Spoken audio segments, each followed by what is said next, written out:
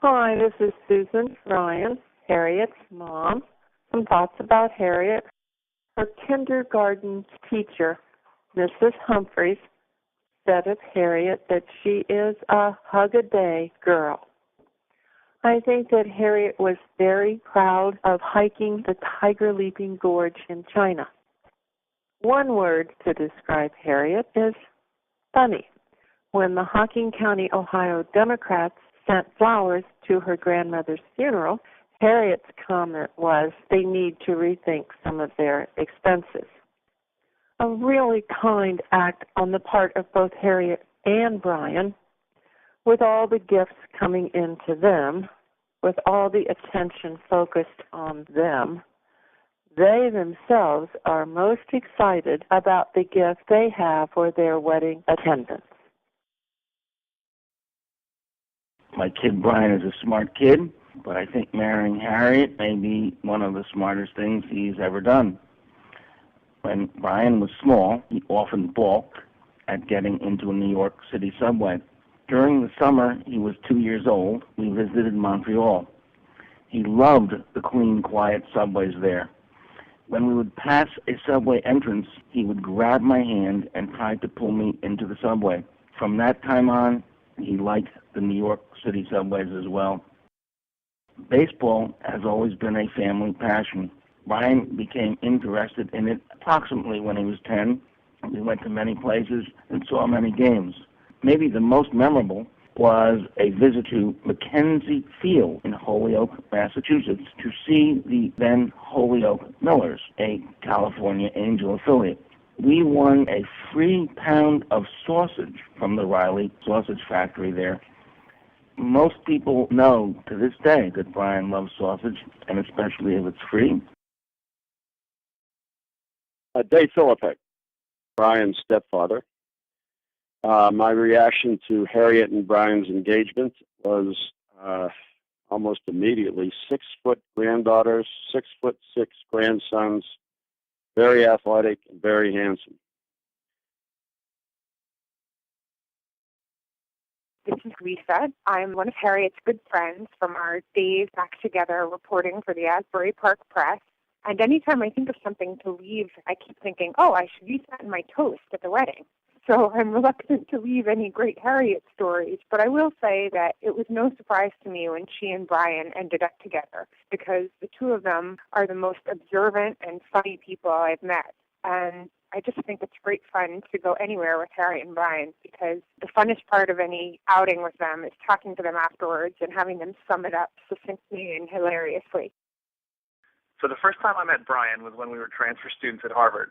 I was sitting in my room in Quincy House. I was actually writing a poem, if you can believe that. And Brian comes in with my cheeseball roommate, Paolo, this guy from Brazil who would invite girls back to his room to play the guitar for them, then ask them to give him a back rub. Anyway, Brian was with Paolo and some other Euro trash, and my impression was, wow, Brian's a pretty good guy. Why is he hanging out with these tools? My first impression of Harriet was that this is the person who Brian might marry. I wasn't the only one who thought that. So did the girl who Brian was dating at the time. I first met Harriet in college. She was my suite mate, and Harriet was the first person who actually taught me how to laugh at myself. And Harriet was always very funny, and because of her, I laughed a lot in college. And in addition to being very funny, she was also always nurturing people. She was an RA in college, making sure everyone was doing well and taking care of them. So I was cooking meals for people and treating her friends like her family. I knew Harriet and Brian are perfect for each other because they both make each other laugh, and they really connect on so many levels, and they enjoy each other's company, and they're the best of friends. Hi, my name is Josh Rosenbaum, and at Brian's final dinner, he would definitely order the following. For an appetizer, he would get cheese fries at Virgil's. For the main course, he would have, I'd say it would be a large main course. I think he'd get the 4x4 at In-N-Out Burger, as well as a gyro with extra onions from Pizza Fontana in Queens, New York.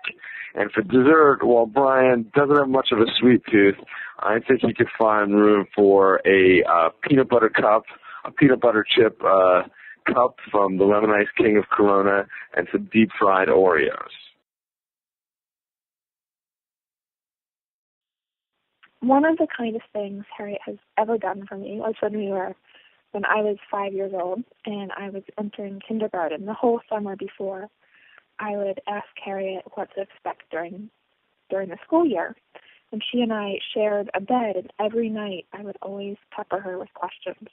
And she would always tell me about kindergarten. She spent a lot of time telling me about the snacks kindergartners were allowed to have. So snack time was a big thing. And I think that Harriet has definitely been strongly influenced in her life by her parents, but I also think that both of her grandmothers influenced her a lot. Her paternal grandmother, Una Ryan, I think her faith and her spirituality definitely impacted Harriet. I also think her maternal grandmother, Irene Mertha,